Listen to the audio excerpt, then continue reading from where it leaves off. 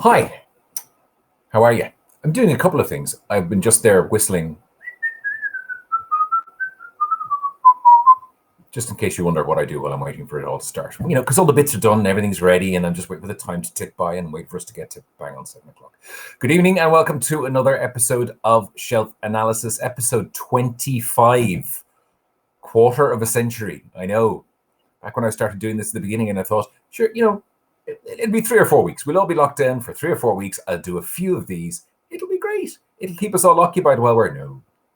Which is why I do want to tell you something at the very beginning, at the top of the show tonight. This originally ran 5 nights a week for the first three weeks, maybe.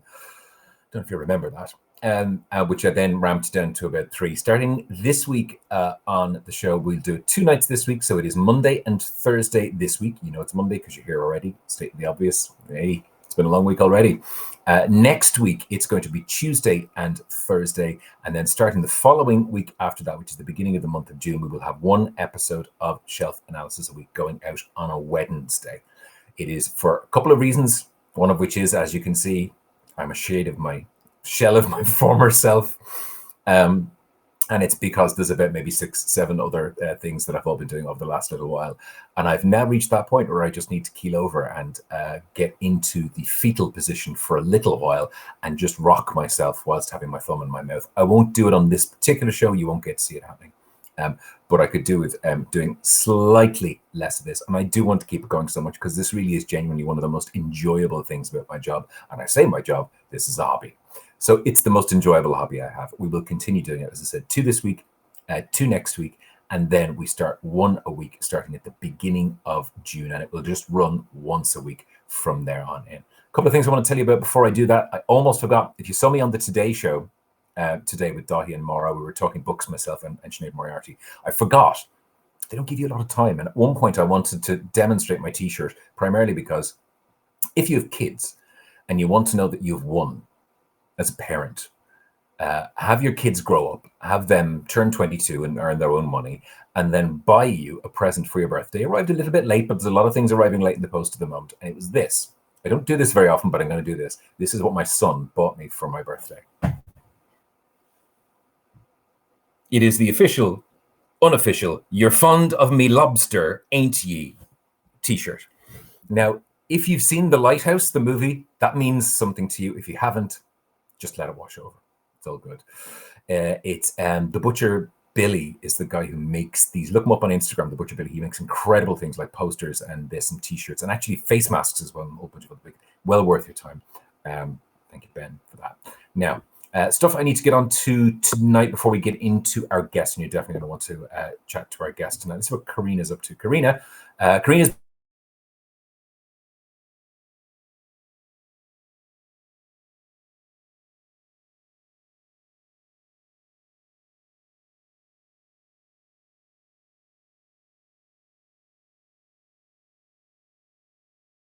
saw with James Fox, where he was talking about the history of the image, and it ran all the way from essentially Renaissance painting all the way up to deepfakes. Great documentary series, well worth doing. If you're watching this in the UK, I'm sure you can get it back on the BBC iPlayer. Not here, but maybe you'll find it again. That is Jacques Lartigue was his name. He was a photographer who only became famous much later in life, when his photos were discovered and put in a retrospective that happened in the United States. He had no fame when he was younger at all, but some of the pictures in it are absolutely breathtaking, and that's one that we got this week. I say got, thank you to the Gutter Bookshop, who got that in for us, and we popped down the other day because finally it's within our 5K radius. We can actually go to a bookshop and grab something that's been ordered for us because it's within our 5K radius. It was good. Felt nice. It was good. Beyond that, a couple of things I feel I should mention to you. This has happened and came out last Saturday, although I've alluded to it for a while. I did talk ages ago about being the literary curator for this year's UCD Festival. The UCD Festival was supposed to happen on the 6th of June, which was a Saturday. Normally it would happen on the campus at Belfield. There would be about 150 different events all happening all across every area of University College Dublin. That won't be happening this year, of course. There's no physical festival. There is an online festival. I was curating the literary section. So there were a bunch of events we had created, out of which we've managed to salvage 4. Thank you so much to everybody who's involved in this and who's a part of these events. They are all free. They are all available online, and you'll find all of the details at the UCD Festival website, festival.ucd.ie. Just go have a look there. You register yourself with them. You go in, get yourself a free ticket, and that will remind you of the event when the event is happening. All of the events are happening this coming end of week and weekend. Really briefly, just quickly to run through these with you because they're well worth running through. That is Column to Bean. Column to Bean is going to be talking to Dr. Margaret Kelleher, specifically about artistic spaces in the post-COVID world and where everybody is going to find themselves over the next while, in his opinion. Hugely worth your time, very much so. Also, as one of the events coming up, Jonathan McCrae on the left talking to the wonderful Mark O'Connell, who was here on Shelf Analysis last week, on the right, about Belfield in 2070. It's the 50th anniversary of the Belfield campus this year. And they're going to be talking about what the world is going to look like for us in 2070. Believe me, it's an entirely different event than it was when I programmed it 3 months ago. So those guys are going to be talking about that. Also, as part of the festival, let me scroll further because I have it here. One that I called Masters of Their Art. The wonderful Dave Rudden talking to Anne Griffin and Helen Cullen about the benefits and the joys of doing a master's either in creative writing or master's in a general arts field. That's event number 3 that I'm part of. And finally, the one that I'm actually doing myself, that is, of course, Nuala O'Foilon. I'm going to be talking to June Caldwell. June Caldwell has put together an exhibition for the Museum of Literature Ireland on St. Stephen's Green. It is not open as of yet because the museum itself is not open, but the exhibition has been put together. It's about Nuala, it's about her work, and I'm going to be talking to June about that. That's coming up this weekend as well. You'll find details for all of those at festival.ucd.ie. If you want to go and have a look there. And again, everything is free. It's all ticketed, but the tickets cost nothing. Just show up because it's the internet. If you were watching on the Today Show today, really briefly, I'm going to give a shout out to these as well, because again, I didn't think they got enough of a shout out today.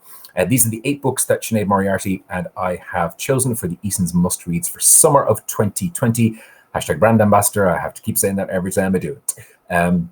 You'll find Sinead's ones there. Ingrid Purcell's Love After Love, We Begin at the End by Chris Whittaker is also there. Maggie Farrell's Hamnet. Sinead and I had a virtual wrestling match about which one of us got to pick that on our lists. She has also picked, not in that particular picture, it wasn't there today, but Ruth Gilligan's The Butchers is Sinead's 4th choice for summer for the Eason's list. I've picked, you've seen it, Our Little Cruelties there, Liz Nugent, Nisha Dolan's Exciting Times, which is there. Also, Mark O'Connell's Notes from an Apocalypse, which is the one just above Nisha Dolan's one there. So 3 people who have all been on Shelf Analysis. And finally, on the far right-hand side, the one that made it in just under the wire, and we didn't get to talk about it on the TV show today, which was C. Pam Zhang's How Much of These Hills is Gold, which is a thing of beauty. I will be rattling on more about these, of course, on the internet over the course of the next little while. All of that, are we done? I think so. I think that's all the information I wanted to put into your brain. I'm fairly sure I'm looking down through all the things out of the bottom here. We're done. Let's get to the important part of the show. Here's the thing, is that now, she said to me today when we were doing the lineup for this, she said, I've done a load of these over the last while. This is the one I've been looking forward to most because, you know, I actually just get to talk about books and stuff. I'm going to find out whether or not she is actually making that up or whether or not she genuinely means that she is the author of many books that have been enormously popular here in the Ricochet Book Club, which is why I think there will be squeals happening all across the country when I say, hello, Jane Casey. Hello, Rick. Hi. How are you? I am very happy to be here. Thanks so much for having me on. Fantastic. For those people who don't know Jane and have maybe never met her as well, she's also one of the nicest people in the world you're ever going to meet, as well as being an author of incredibly well-selling books, some of which you will see over her shoulder. This is just like what I project to people. I'm glad that I fooled you, but actually, horrible person. Very unpleasant. And I've met you a few times. You do it really well. It's really impressive. Okay. You fooled all the people I know as well. Firstly, okay, tell me a little bit about you, about your situation, and about how the last whatever, I initially started off by saying 3 or 4 weeks. It's now 8 or 9 weeks. Of a million years. I think you just say a million years. Yeah. Absolutely. How has that been affecting you, and what have you been going through? Well, I'm in London, which is an interesting place to be locked down because I'm sort of getting all of the information from Ireland and kind of paying attention to what's happening there and what the government is saying there, and then just trying to ignore everything that's happening here as much as possible. So I'm kind of living in this, I might as well be in Dublin as far as I feel, you know, I'm just pretending I'm in my 5 kilometer radius. It's been a very weird time because I had a book come out right at the start of this, like at the beginning of April. And so I've been doing a lot of publicity for that and doing lots of kind of this sort of thing. And it's absolutely true. This is the one that I've been looking forward to because we've had this in the diary for a while, haven't we? Because you are a very popular man and everybody wants to be on this show. So I was like, okay, well, that seems like a long way off. Will we even still be in lockdown then? As it turns out, yes. It was, and I made, and what people won't know is at the beginning of this, when I started doing this, I foolishly made an initial list of everybody I wanted to talk to, and I emailed you all on the same day, which was whatever, like the middle of March, and Yes. everybody said yes, and that's why literally we're only making it to the end of that list over the course of the next two or three shows. We're not even at the end of that yet until the beginning of June. So sorry for everybody I've made wait. There has been a bit of that knocking around. But I know you're going down to one show a week. I'd say you could keep doing this for the rest of your life because everyone I know wants to do this show. So Do there you not go. threaten me like that. Now, I'm going and tell me maybe a little bit about, because again, we've talked to quite a few Irish authors who've been in the UK and a few UK authors in the UK as well about what it feels like there, because obviously here it feels, depending on where you are, that you look out, and certainly for a long time I walked into the centre of Dublin city yesterday because my 5k radius now takes me pretty much to the gates of Trinity College, and I walked all the way down through Temple Bar yesterday, through Dame Street, and it was like 28 days later yesterday, completely abandoned. What's it like, or what's it been like over the last couple of weeks where you are? Well, I've been staying pretty much in my own bit of London. Like, you know what London is like. It's lots of small villages, basically, with the centre is, no one actually lives there. And I have a couple of friends who've cycled in and have taken pictures in the centre of London, and it's the most unsettling thing. Like, it's just so wrong to see it. I hope some filmmakers are out there taking their footage so they can do their apocalyptic dramas in the future, but it really is unsettling and weird. And then around here, it sort of feels a little bit quiet and normal. Like for me, and I think a lot of the authors on the show have been saying this is kind of how I live my life, especially when I have a deadline. So being shut away and not seeing people and doing everything over screens and everything else, that's kind of my job. That's my everyday reality. So I felt like in the beginning, it was our responsibility to say, do you know what? It's fine to have lunch at 11:30. That's standard when you're working from home. And yes, pajamas are workwear. That's fine. Do it. So yeah, I feel like in one way I've been in training my whole life to do this, and in another way it's just the most bizarre and horrible thing. And I'm really interested to see how people will respond to it creatively and whether I will. Like at the moment, I've no intention of writing about it, but I think these things often filter through before, maybe without you even realizing that it's happening. So yeah. I've spoken to, and I'm telling tales out of class, but I'm not going to use names. I've spoken to one author, and there's no point in looking back. This is not a person who has been on Shelf Analysis, so it's just somebody I was speaking to separately, a very well-known author who said, I've started writing one. I've started writing a COVID-19 novel. Now, I don't know if it will come to anything. I don't know if it will be absolute nonsense. But at the moment, I feel like there might be something to be written in this. And there may be lots of people who are doing it, but doing it on the sly is the wrong word, but who are doing it just to see if anything comes of what initially maybe just a few ideas. Yeah, I mean, I think if it inspires you creatively, go for it. But I feel like I'm a crime novelist and I like to know what's going to happen in the end. So I'm not going to write anything until I know how it all pans out.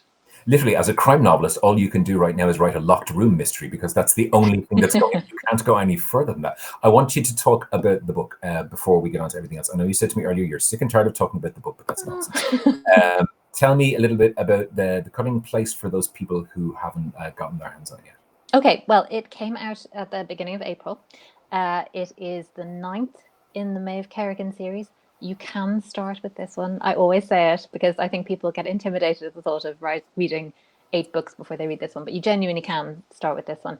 It is about a journalist who turns up in very small pieces on the banks of the Thames. She's found by a mudlarker. And this freelance journalist has been investigating a gentleman's club, which is not full of gentlemen at all. It is full of very wealthy, very privileged types who think they can buy their way out of any difficulties that they're in. And what she has found out, everyone assumes that this is the reason that she's ended up dead. And obviously, as the investigation goes on, then we find out more and more about what happened and why she ended up where she did. Okay, that's crucial. You don't have to read any of the earlier ones. Those could just get it out there, just so people will. And it's doing extraordinarily well so far. And you know, in terms of the way books are selling at the moment, it is, you know, it's become a bestseller at the moment. Yeah, and I have to say, like, the booksellers are incredible at the moment. I know they are working really in such difficult conditions, and obviously the readers who are actually getting hold of these books. But I know bookshops are working. They are trying to get the books out to people, and if you can support your local bookshop, then do, because they do need people, and we need books. Absolutely. And if it doesn't sound weird, I'm trying to spread my love as well. I'm trying to a little bit here, a little bit there, a little bit as much as you can. I got a question from Emer. Emer wants to know, Rick, can you ask Jane to show the murder poster behind her, please? Look, we know it was going to happen. Let's just get it out. That's pretty much why I put it there. Let's say, because I said the background is so boring here. I had to put something in it that was interesting. Okay. It's an Oscar Wilde quote. It was a gift that I got for taking part in the Murder One Festival in Dublin, which has happened for the last couple of years. I'm not sure if it's happening this year, because who knows what's happening this year. Sure. But it happens in usually around October and November. And it was actually one of the other participants, Simon Trewin, who is doing a talk every week on writing.ie about the business. He's an agent, but he's also artistic. And so can you read that first, just because even with my eyesight and my glasses on, I still can't read the small print on that. It says, "Murder is always a mistake, as one should never do anything that one cannot talk about at dinner." Okay, very wild, Ian. Very good. I like it. I bring people on this program with no criteria in terms of the books that they choose. Let's face it was originally 3 books, and that's kind of gone by the wayside. I think Ian Rankin picked about 12. I don't remember. It just all went over that way. So how many books have you chosen, and what do you want to talk about tonight? Okay, well, I went for 3 books. I did not realize how I was anticipating you and your choice for Easton's, because one of them is We Begin at the End. Put it there. Explain a little bit about that to us. Okay, well, this is a book by a guy called Chris Whitaker, who is English, but it's set in America. It's set in California, in a little coastal small town. And it begins with Vincent King being released from prison, where he served 30 years for murdering a small child. When I started reading it, I didn't know anything about it, and I was kind of expecting that he would come out of prison and protest his innocence, and then we would find out what had really happened and blah, blah, blah. That is not what this story is. It is absolutely brilliant. It's so original. It's such a gripping story. He comes out of prison and he discovers that the love of his life is the sister of the child he killed, and that she has had a really difficult time while he's been in prison. So basically, she's gone off the rails. She has 2 children. They are really at the heart of the story. One is a 13-year-old girl called Duchess, and she is looking after her little brother Robin and trying to protect him from all of the unpleasant things that happen around her mother. And also, this man has come back to this very small town. Everyone knows who he is. So it's a really powerful story. It's all about regret and making up for things that you've done and heartbreak, and it's a thriller.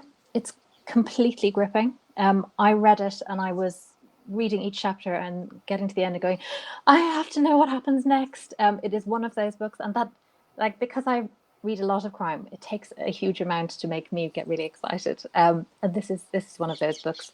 To me, it really reminded me of American Dirt. I know you had Janine Cummins on the show, but it's that sort of book where you are so engaged with the characters and you're rooting for them all the time. But it's like American Dirt crossed with John Grisham, crossed with Stephen King at his Shawshankiest. And it really is, it's just a great book. And I just think everyone should read it. I think it's going to be one of those books that people read and say, you have to read this. And I will vouch for that. I had no sense you were going to pick that on the back of, and that's one of Sinead's choices for the Easton's list as well. So that's entirely the hand, nothing to do with me. That's both of you independently recommending that. If people do want to see the Janine Cummins episode, it's back in the archives, either on the YouTube channel or on RTE Culture, or here in the book club as well. People can find it there. One of the weirder ones where she sits outside on her decking and planes are going into LaGuardia Airport over her head. It's interesting. Okay, that sounds. Remember when there were planes in the sky? That seems like so long ago. I was walking in the park yesterday and I saw a plane above my head. And I had that moment of going, what's that thing? Like I felt like a caveman seeing a contrail for the first time in my life. I did genuinely. Yesterday was the first day it happened. Stop making me weep. What's next? Okay, next. So next is one by an Irish author. Now it's not available yet. I have to say this. I'm sorry. I really tried to pick things that people could buy immediately if they want People to can do so. pre-order things. No, that's always a great idea. I really would recommend this. Here is The Beehive by Sarah Crossan. Now, people will know Sarah as she was laureate na Nóg up until last week, I think. She writes in verse. This is her first book for adults. It is very much for adults. It's about a love affair. It begins with a solicitor called Anna Kelly sitting in her office, getting a phone call from a woman who turns out to be the wife of the man that Anna has been having an affair with. And she's ringing to say that this man has died. So Anna is talking to the wife of her lover and finding out that he's died. And it is basically about how she falls apart, how she got together with him in the first place, what marriage is like, what falling in love is like, what getting older is like. It's so extraordinary. It's really tender. It doesn't pull any punches. Like, it's a really angry book as well as being beautiful and beautifully written. And I had never read anything like it. Like, I read it and I just had to kind of take a moment to think about it. And then I read bits of it again. It's just beautiful, absolutely beautiful. So yeah, amazing book. And I think doing something very unusual and different with storytelling. I kind of two thoughts of it. Just one of which is people should never be put off by the idea that she writes in verse, because all of her YA stuff up until now. Firstly, I would argue I understand that this is a book obviously that is specifically written for an adult audience, but any of her previous YA books are ones that could be enjoyed by adults anywhere and were enjoyed by me a lot. And secondly, yeah, my level of jealousy is extraordinary, given that my copy has gotten lost in the post somewhere. I've got to stop complaining. There are 8,000 books over my shoulder I need to read. But, new things like new Sarah Crossan's are ones that you really need to pay attention to. I'm so thrilled that I'm hearing so many people say so many nice things about it. Yeah, it's absolutely, like, it's phenomenal. And I think because like the way that she tells the story, you have a really full picture of the characters and of the world that they're inhabiting and everything that happens. But I don't know how she does it, because she's writing these scenes that are only kind of 5 or 6 lines long. So, like, as a writer, I'm kind of going, wow, how on earth did she manage to make this into something that I can inhabit, even though it's so kind of brief on the page. But yeah, phenomenal. It is a unique way of writing that she has, absolutely. Okay, that leaves you with one more then, in theory. What have you got? Then I have one more, which is a slightly not odd choice. I was thinking this is one of my favorite books, and I read it a couple of years ago, and I've been looking at it again in preparation for this, and it's just, I think it is such an interesting book. It's nonfiction. Like all the best nonfiction, it's about the thing it's about, but it's also about a lot of other things.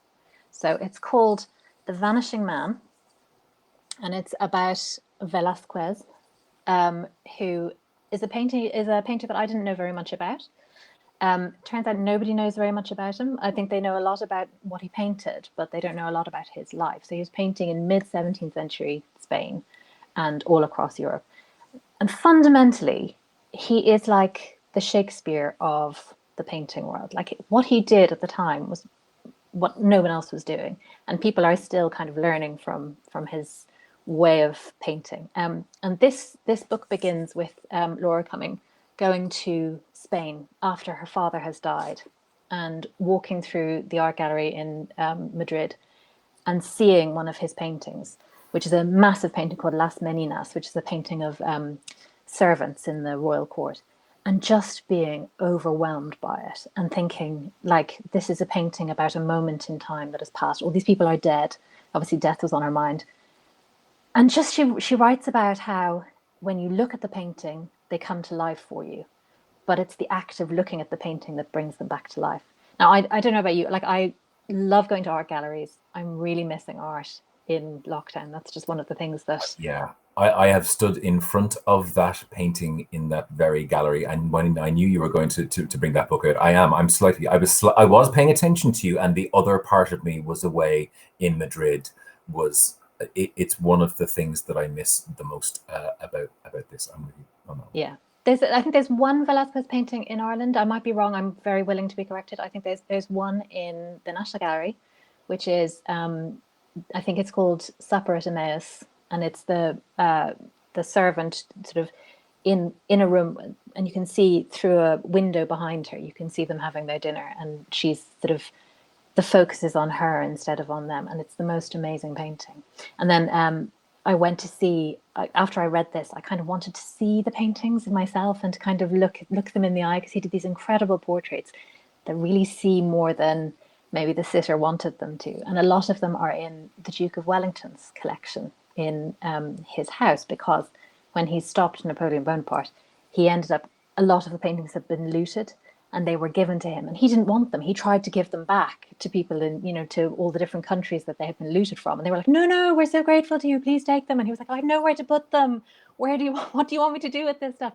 So he ended up having to build an art gallery onto his house just to accommodate all of these paintings. Am I right in thinking, didn't he possess the address 1 London at one? Yes. That was Wellington's house. Okay, right. Number 1 London. And you can go and visit it to this day. And it's full of the loot of Europe that Bonaparte nicked and that was given to him. And some of the paintings there are just extraordinary, like absolutely amazing. So well worth it if you can.